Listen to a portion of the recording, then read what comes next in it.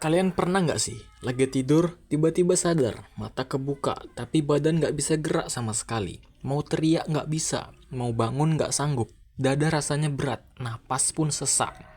Dan yang paling serem, kayak ada sesuatu di sekitar kita. Nah, banyak orang bilang ini ketindihan karena ditindih hantu. Tapi pertanyaannya, bener nggak sih? Atau jangan-jangan yang bikin kita ketindihan itu bukan makhluk halus, tapi sesuatu yang jauh lebih dekat. Apakah itu? Nah, mari kita bahas. Dalam dunia medis, ketindihan itu punya nama, dan namanya itu bukan horor. Namanya adalah sleep paralysis, atau kalau diterjemahkan bebas, itu lumpuh sementara pas tidur. Penjelasan sederhananya gini, saat tidur, tubuh kita memang sengaja dibuat mati sementara. Tujuannya, biar kita nggak ikut gerak pas mimpi. Nah, contohnya aja nih, kalau kalian mimpi lari, tapi badan juga ikut lari beneran, kan bahaya. Nah, masalahnya muncul saat otak kebangun duluan, tapi tubuh belum ikut bangun, tubuh masih tertidur pulas. Dan yang terjadi, kesadaran bangun, tapi tubuh kita masih tidur nggak bisa gerak. Nah, itulah yang disebut ketindihan. Kalau cuma nggak bisa gerak, kenapa rasanya serem banget? Nah, jawabannya karena otak kita belum sepenuhnya bangun. Bagian yang bangun dari otak kita itu baru kesadaran dan rasa takut. Yang masih tidur itu logika dan rasional. Akhirnya otak panik, napas terasa berat, dada kayak ditekan. Dan karena otak manusia nggak suka kekosongan, dia bakal ngarang cerita. Dan cerita yang paling gampang muncul adalah cerita yang paling kita takuti atau cerita hantu. Saat ketindihan, otak masih setengah mimpi, setengah sadar, yang mengakibatkan otak kita berhalusinasi, bisa berupa bayangan hitam, sosok berdiri, ada yang duduk di atas dada, ada yang ngeliatin dari pojok kamar, dan ada yang ngeliatin kita secara langsung. Dan menariknya, bentuknya beda-beda tiap budaya.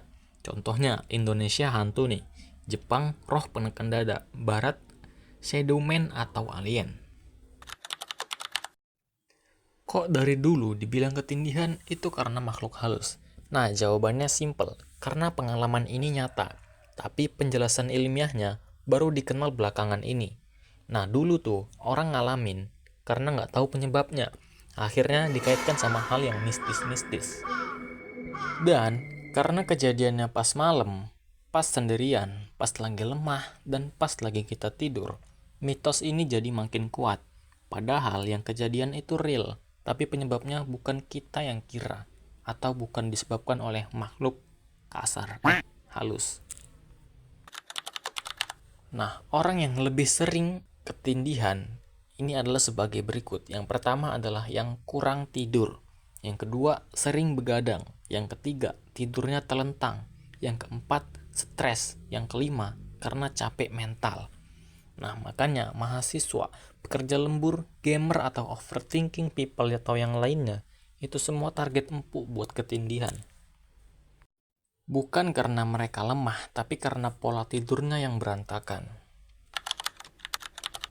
Kalau ketindihan, jangan panik. Usahakan jangan lawan dengan paksa. Yang harus dilakukan itu harus fokus gerakin ujung jari kaki atau lidah, atur napas pelan.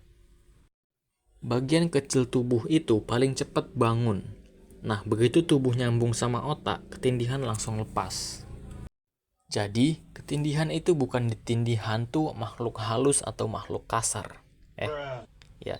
Nah, tapi kondisi di mana otak kamu kebangun duluan, sementara tubuhnya masih tidur enak-enakan di kasur. Serem iya, nyata iya, mistis enggak ada sama sekali. Kalau kamu pernah ketindihan, coba tulis di kolom komentar. Waktu itu kamu ngelihat apa?